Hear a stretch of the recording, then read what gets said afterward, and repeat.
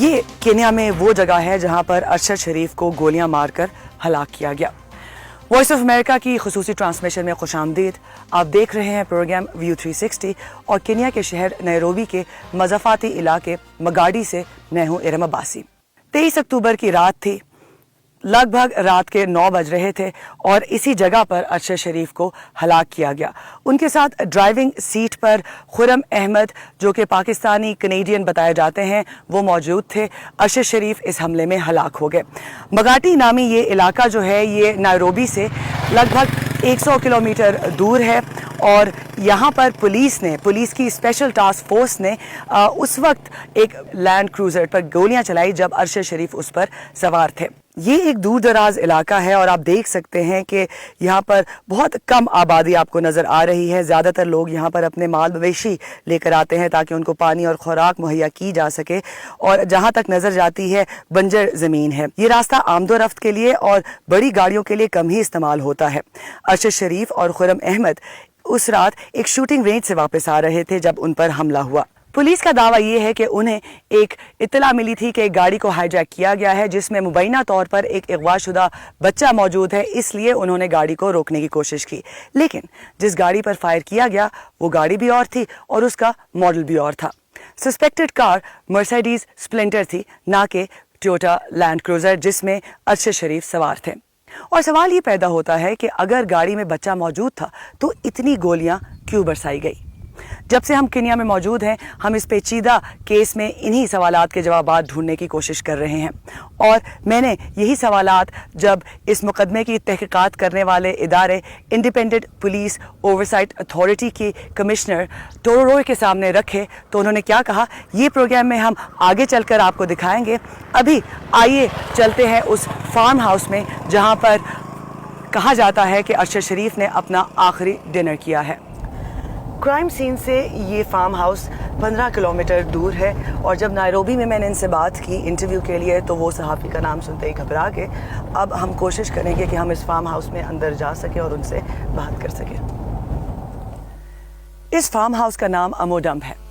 یہ کینیا میں بسنے والے امیر لوگوں کے لیے بنایا گیا ہے، جس میں شوٹنگ رینج ہے، کیمپنگ ہے اور لاڈجنگ یعنی قیام و طعام کی سہولیات بھی اویلیبل ہیں۔ اس فارم ہاؤس کی انتظامیہ نے ہم سے بات کرنا تو دور کی بات بلکہ ہمیں اس کمپاؤنڈ کے ارد گرد رہنے بھی نہیں دیا۔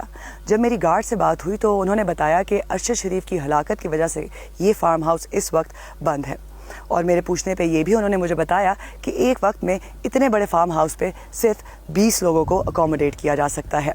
پولیس اور خرم احمد نے اپنے بیان میں یہی کہا ہے کہ ارشد شریف نے اپنا آخری ڈنر اسی فارم ہاؤس پہ کیا تھا، جس کے بعد وہ وہاں سے روانہ ہوئے، پھر پولیس نے ان پر گولیاں چلائی اور وہ ہلاک ہو گئے۔ اس کے بعد میں آپ کو اسی علاقے مگاڈی پولیس اسٹیشن لے کے جاؤں گی جہاں پر پہلی اس مقدمے کی FIR درج کی گئی تھی، لیکن پہلے آئیے یہ دیکھتے ہیں کہ جب میں نے انڈیپینڈنٹ پولیس اوورسائٹ اتھارٹی کی کمشنر سے یہ پوچھا کہ یہ کتنی معمول کی بات ہے کہ اسپیشل ٹاسک فورس جو ہے وہ روڈ پر پتھروں سے رکاوٹ لگائے اور اغوا کار اور مبینہ چوروں کو ڈھونڈے، تو انہوں نے کیا کہا، آئیے دیکھتے ہیں۔ ہماری تحقیقات سے معلوم ہوتا ہے کہ جس گاڑی کی نمبر پلیٹ کے بارے میں انتباہ جاری کیا گیا وہ شریف کی گاڑی کی نمبر پلیٹ نہیں ہے، اور در حقیقت یہ 2 مختلف گاڑیاں ہیں۔ پھر سوال یہ پیدا ہوتا ہے کہ پولیس اہلکاروں نے اس گاڑی پر گولی کیوں چلائی یا اسے روکنے کی کوشش کی۔ پھر ایک اور مسئلہ یہ ہے کہ ہمیں جائے وقوع سے معلوم ہوا کہ پولیس اہلکاروں نے سڑک پر رکاوٹیں کھڑی کی تھیں اور کسی بھی گاڑی کو روکنے کے لیے پتھر رکھے تھے، اور عموماً آپ کو معلوم ہوگا کہ ہمارے ہاں کینیا میں سڑکوں پر رکاوٹیں ہوتی ہیں اور کینیا کے شہری عام طور پر رکتے ہیں، لیکن روڈ بلاک کے اس مخصوص واقعے میں پتھر سڑک پر رکھے گئے تھے۔ ہم نہیں جانتے کہ کیوں۔ لیکن کیوں کینیا کی پولیس پتھروں کی رکاوٹیں کھڑی کرے گی جب وہ بیریئرز بھی استعمال کر سکتے تھے؟ کیا یہ معمول کی بات ہے؟ یہ غیر معمولی ہے، جی ہاں، لیکن پھر آپ سمجھیں کہ مجھے معلوم نہیں کہ انہوں نے پتھر کیوں استعمال کیے، لیکن شاید ان کے پاس استعمال کے لیے رکاوٹ نہیں تھی، مگر عموماً ہم دھات کی رکاوٹیں استعمال کرتے ہیں۔ The car that was reported, it was Mercedes. جس اغوا شدہ کار کی اطلاع ملی تھی وہ مرسیڈیز اسپنسٹر تھی جو کہ ایک ڈیلیوری وین ہے۔